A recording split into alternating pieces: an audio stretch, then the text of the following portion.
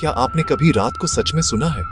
शहर की हलचल नहीं, बल्कि आधी रात के बाद की गहरी पवित्र खामोशी को।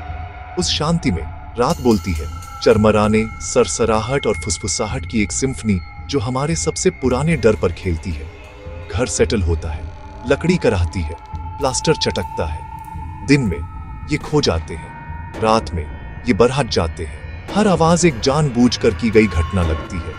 आप खुद से कहेंगे कि ये सिर्फ घर है, लेकिन आपके दिमाग का एक आदिम हिस्सा सोचता है, क्या होगा अगर यह कुछ और हो?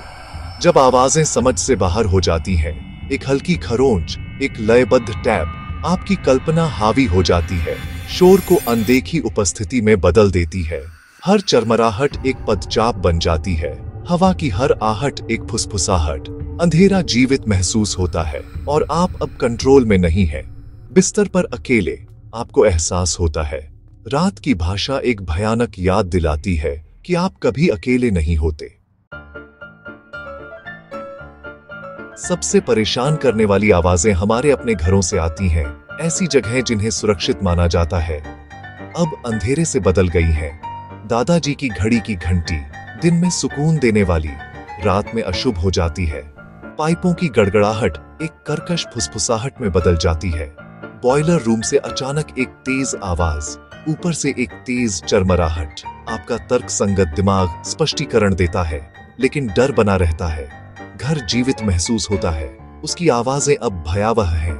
अलमारी चरमराती है, पर्दे सरसराते हैं, छोटी छोटी घटनाएं जो आपकी पर्सनल स्पेस का उल्लंघन करती हैं।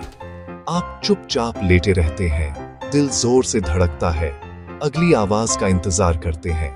परिचित अब पराया हो गया है। आपका घर एक पिंजरा, रात में आपका अपना कमरा भी अनजाने से घिरा हुआ महसूस होता है। बाहर प्राकृतिक दुनिया अपना खुद का रात का संगीत कार्यक्रम करती है। हवा दिन में कोमल, एक गरजती हुई बंशी बन जाती है, ऐसी चीखों की नकल करती है जो खून जमा देती है। जानवरों की आवाजें, लोमड़ी का भौंकना, उल्लू का हू हू अशुभ स्वर ले लेती हैं, हमें अपनी कमजोरी की याद दिलाती है। यहाँ तक कि एक झिंगुर की चीख या एक पतंगे की जोरदार खटखटाहट भी शांति में पागल कर सकती है। जानवर और घुसपैठिए के बीच की रेखा धुंधली हो जाती है, कल्पना खाली जगहों को भर देती है। सबसे परेशान करने वाली आवाजें वे हैं जो फिट नहीं बैठती।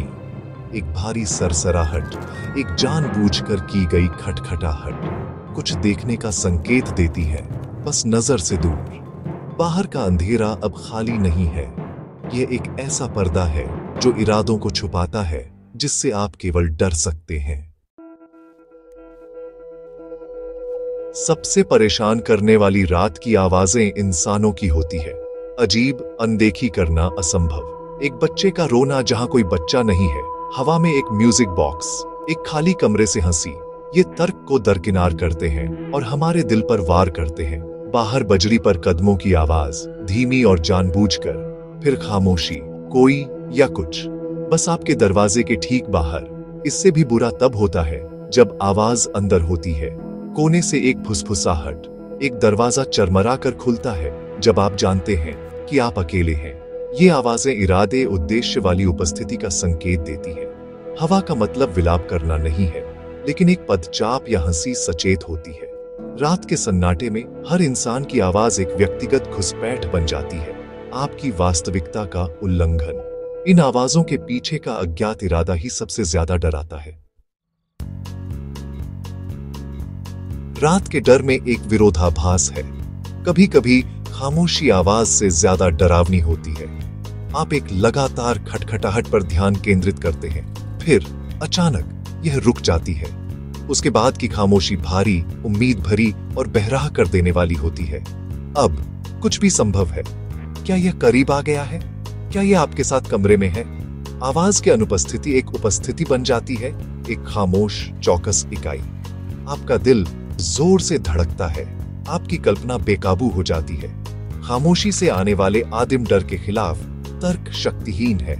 अंत में सबसे डरावनी आवाज आपका अपना डर है, जो रात की चीखती खामोशी में गूंज रहा है। ADD, subscribe, share, like and comment. It's my humble request. Subtitle should appear in English translation.